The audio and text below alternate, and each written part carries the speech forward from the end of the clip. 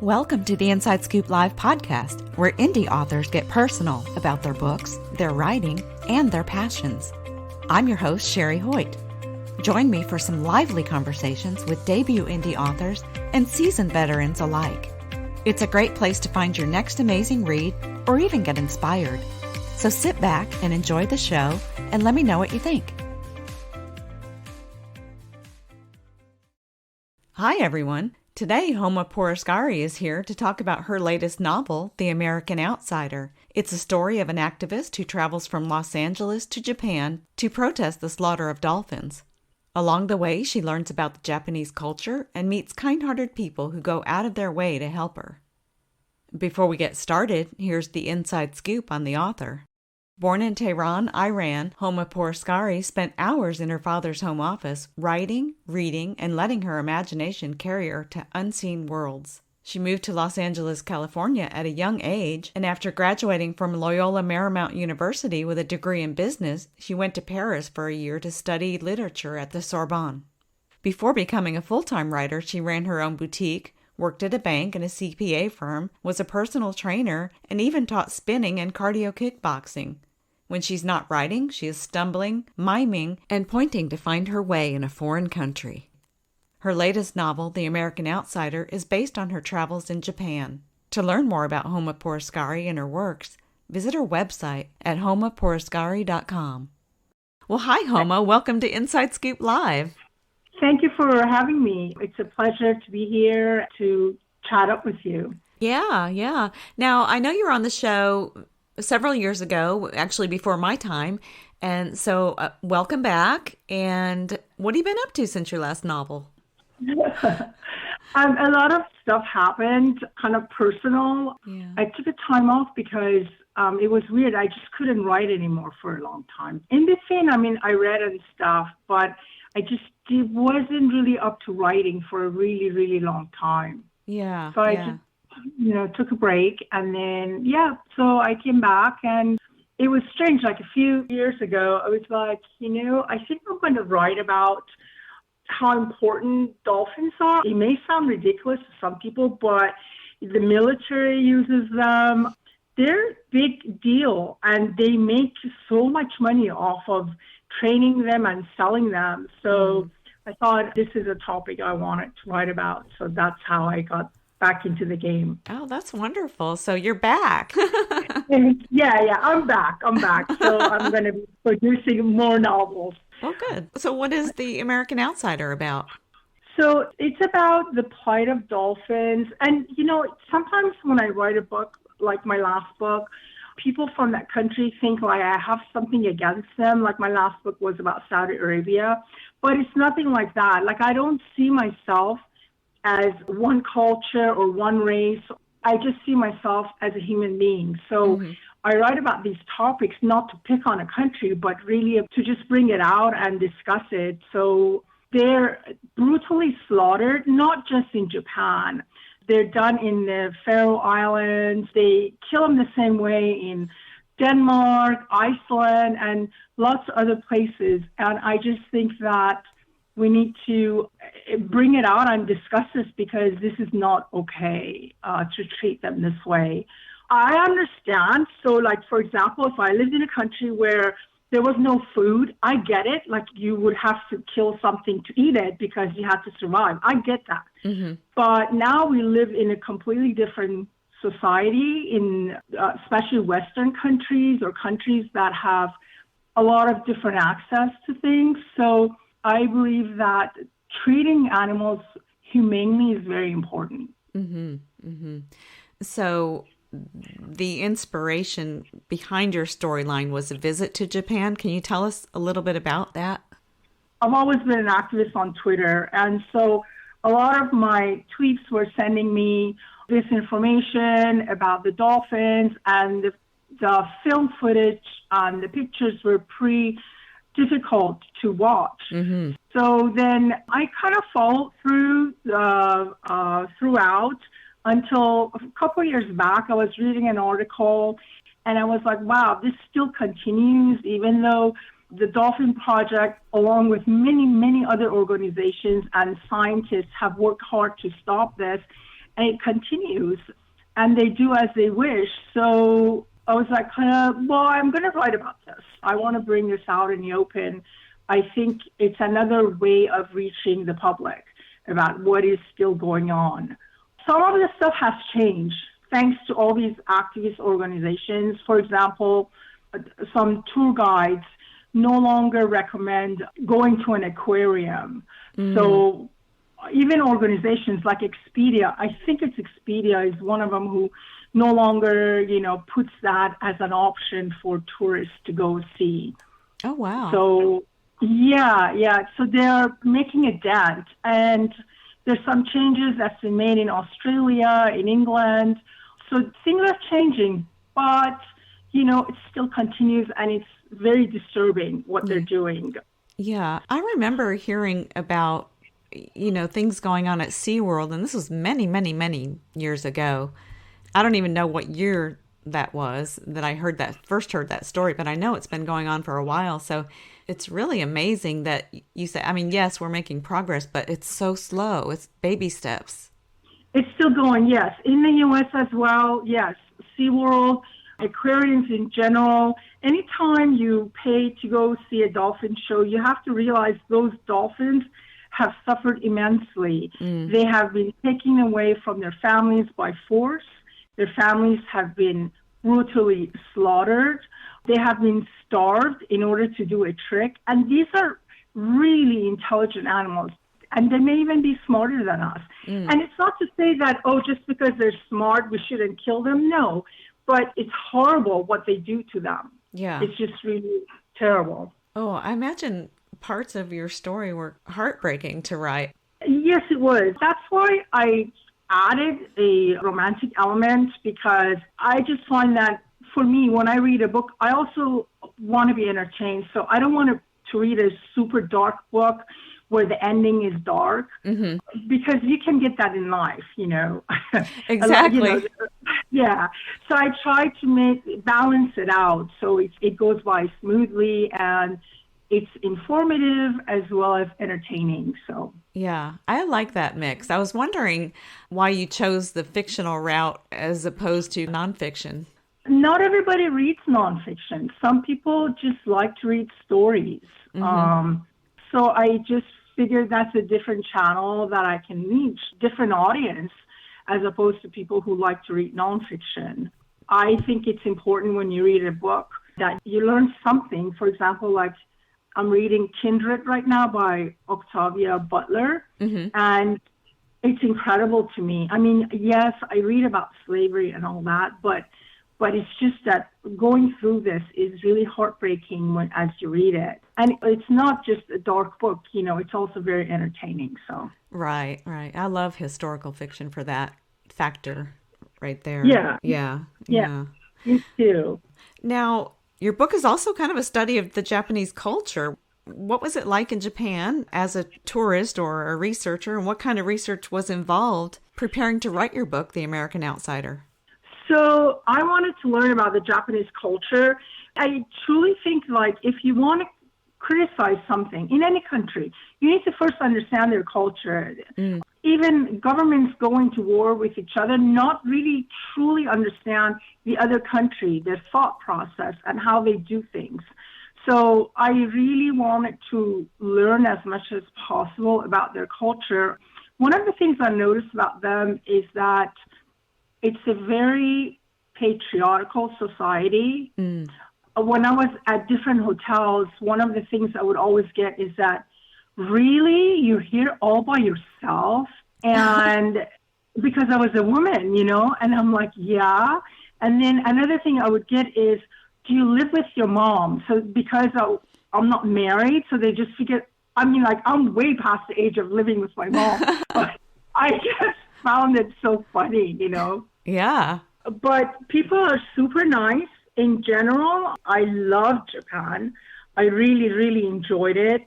People are really polite, more so than a lot of countries I had visited.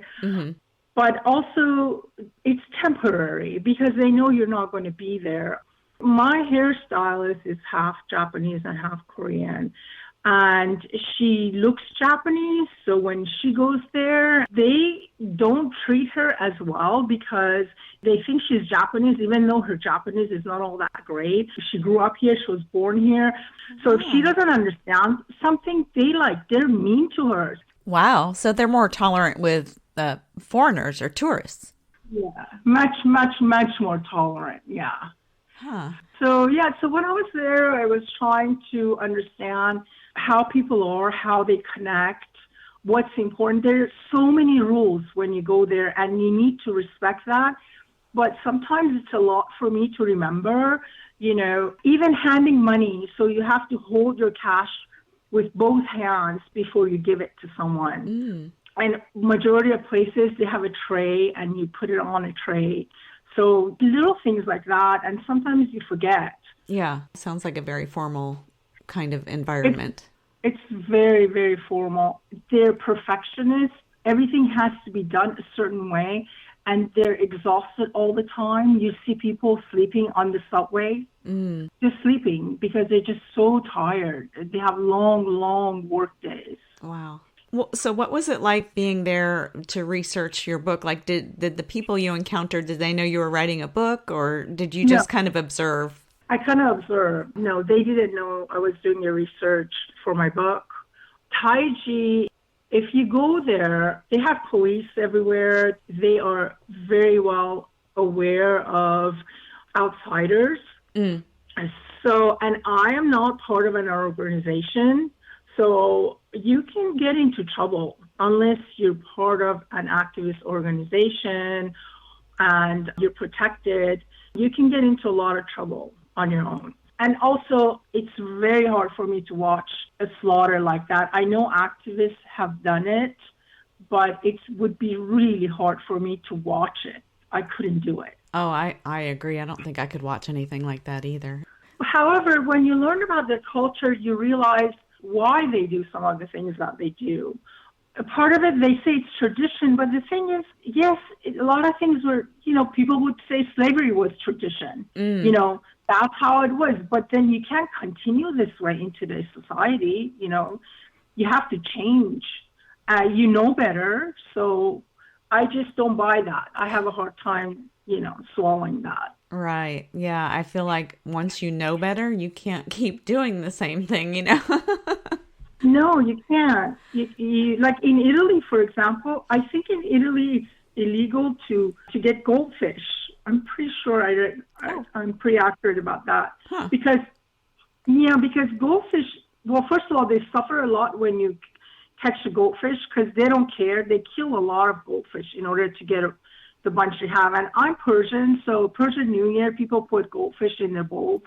And I keep telling them, don't do that because, it's not good for the goldfish to go round and round in a bowl. It's kind of like a torture for them. It's just the thing is that there's so many new information coming out today, and we don't realize that some of the things we do to pets, caging them and doing all this, is not good for them. Yeah.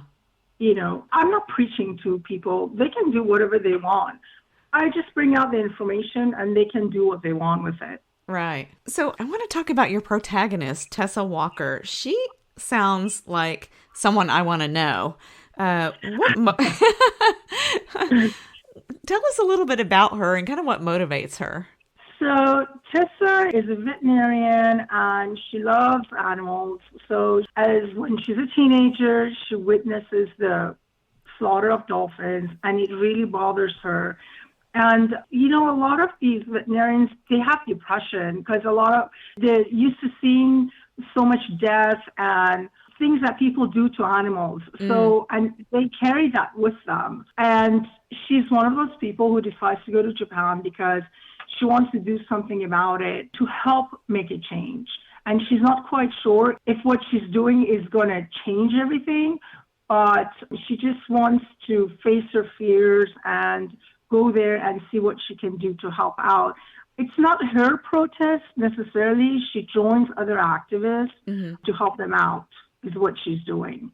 Okay. So she ends up going there and she has a lot of friends there, but she's an outsider. So she's always the one who gets into more trouble than other people. But, Yeah. she sticks out. So, I kind of got that from her because I first met her on your website. She has her own page on her website, and I love that. I absolutely love that. But she, even in the what she wrote about herself, she's like, I can't give too much away because I don't want Homa to get mad at me. well, I was just thinking, if what would Tessa say? It's funny, people think writers are nuts, but characters start talking to you and they do what they want to do sometimes, and you just write it. I know it's weird to talk about it like that, but that's just how it is. And that's when you know your story is falling into place, is when the characters start talking to you and they won't leave you alone. Like you could be food shopping and they'll be like, hey, you know what? Let's go back and I want to say this. I know. I sound like I need to be put in some kind of a cycle or something. No, not at all. I mean, I get that. And, when that happens, I feel like that's when it's really getting genuine because you're just kind of navigating the pen or the keyboard or whatever you use to write, and your characters are doing all the talking. Exactly. So, yeah, so that's how it is. It sounds like she was a lot of fun to write at any rate. Yeah, she was a lot of fun to write. And the other character, Toshiro, was interesting to write because Japanese people are more reserved in general. I don't want to say all of them are reserved. Mm-hmm. However, when they do get drunk, they do strange things. So, but in general, they keep to themselves. In fact, a lot of women are the ones who ask the guy out because the guys are too shy. But my character was used to going out with foreign women, so dating foreigners and having foreign friends. So his character is a bit different than that status quo. Oh, wow. Huh. That's interesting. I wouldn't picture women taking the lead on asking men out. They do because a lot of Japanese men are shy. Yeah. So the woman has to either do that or just do a lot of hinting to make sure that he knows that she wants him to ask her out. Yeah. So I have to ask, there's so many different elements in your story, and I love that. Like you say, entertainment and information. What did you enjoy most about writing The American Outsider? I love the research on writing The American Outsider. In fact, I would read something and then, you know how you see another link or something? I'm like, ooh, that's interesting. And before you know, it would be like 6 a.m. And I'm like, I didn't sleep. I've been reading until 6 a.m. Yeah, so I found the research super interesting. It's a fascinating culture. And you really have to be born there to really completely understand it. Mm-hmm. I would imagine the research, for me anyway, would probably be the most fun. Yeah, you're absolutely correct. Yeah, the research is more fun. But you need the research in order to write. Without that, how are you going to write it? I mean, in the beginning, you may write a story, but when you go back and the more research you do, you realize that you were wrong. Well, that was the case for me. So I would have to change a lot of stuff. So, sometimes you just write because that's how it is in order to get the words down. And as you're doing your research, once in a while, not all the time, because the thing is that you do your research and then you write. But however, as you're writing, sometimes you run into things where you're like, oh, okay, so I need to change this because I was wrong, Yeah. How did it feel getting back into writing after taking a break? Hard, really hard. I thought, you know what, maybe I just have 2 books in me and that's it. Maybe that's all I have in me, because it was a big struggle for me to do this book. Super hard.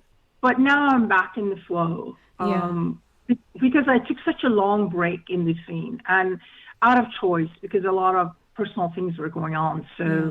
So how long did it take you to write The American Outsider? Probably to write it, maybe about 1.5 years. But the whole thing took about 3 years.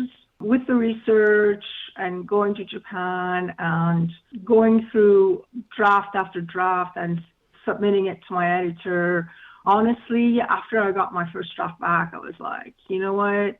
I just wasted 3 years or 2 years or whatever. This is not working because she hates my protagonist. She hates my school. Yeah, she just shredded my entire document. It was like all red marks. And I was like, oh my God, this story is horrible. She hates this.